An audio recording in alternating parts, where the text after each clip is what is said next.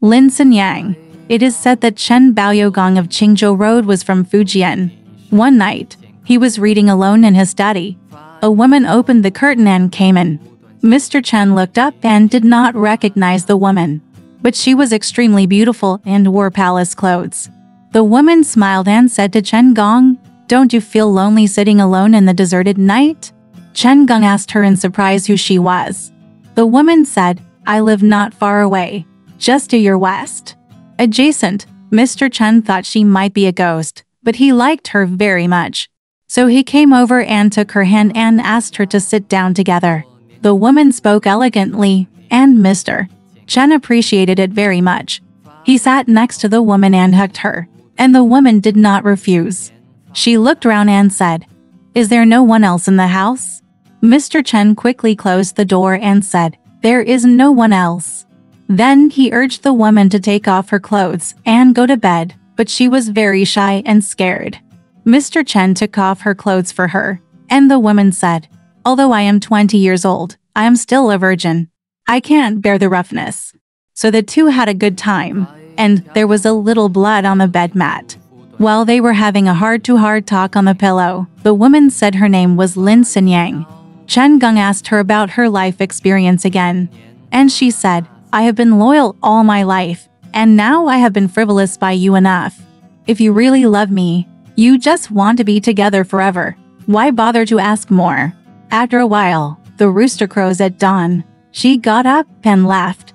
From then on, women will come every night. Every time they come, they close the door and drink with each other, talking very congenially. When it comes to musical rhythm, Lin Siniang is very proficient. Chen Gong said, "You must be able to sing songs." Siniang said, "I learned some when I was young." Mr. Chen asked her to sing a song, but she said, "I haven't sung for a long time, and I have probably forgotten the scales and rhythms. I'm afraid it would be an insider's joke if I sang." After Mr. Chen repeatedly asked, she lowered her head to beat the rhythm and sang the song of Yiling with a sad and gentle tone. After singing, I started crying. Mr. Chen was also moved by her and felt sad. He stepped forward to hold Siniang in his arms and comforted her, saying, "Don't sing the tune of national subjugation. It's depressing." Siniang said, "Music expresses people's emotions. A sad person cannot make him happy, just like a happy person cannot make him sad." Mr. Chen and Siniang were very close, like a couple. As time went by, everyone in the family knew about it, and they all came outside to eavesdrop on her singing. Everyone who heard her sing shed tears. Mrs. Chen had secretly seen Siniang, and she suspected that there would not be such a beautiful woman in the world. She thought she was either a ghost or a fox. She was afraid that Mr. Chen would be haunted by a demon, so she persuaded Mr. Chen to isolate himself from the woman.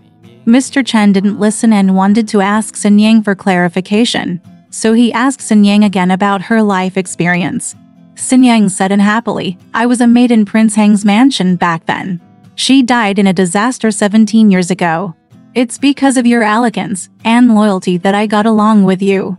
I really don't dare to harm you.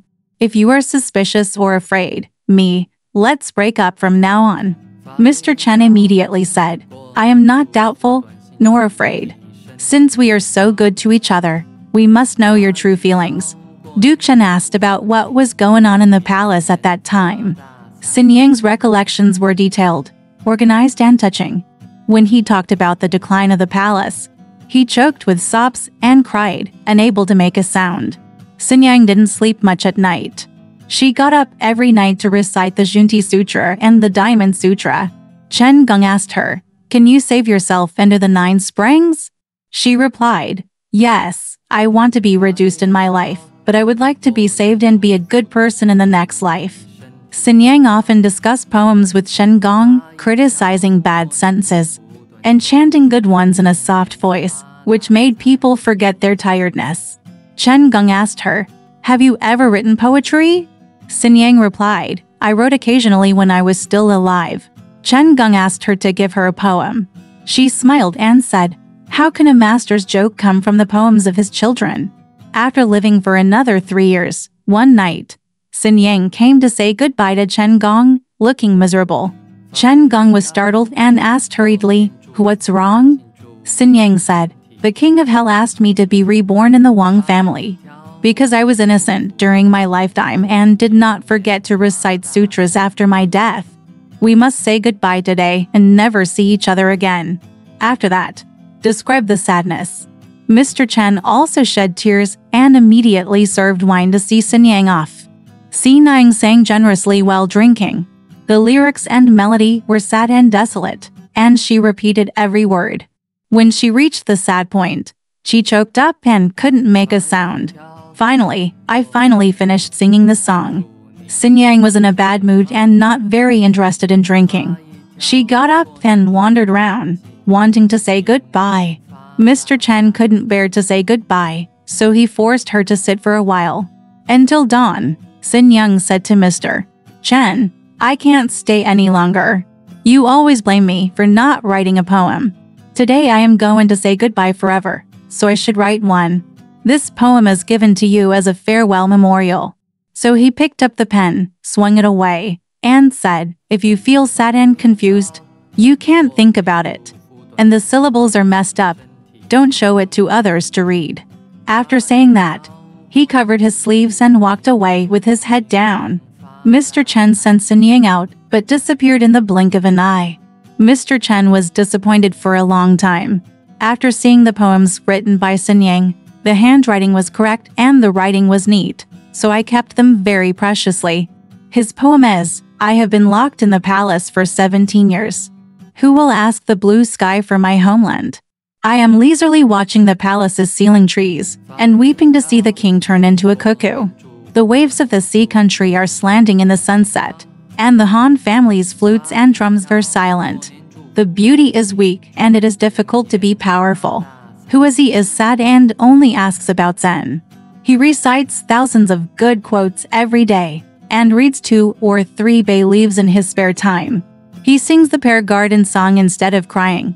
Please listen to it alone and you will also shed tears. The poem is repetitive and disjointed, and I suspect there may be some misremembering. Alright, this story has come to an end.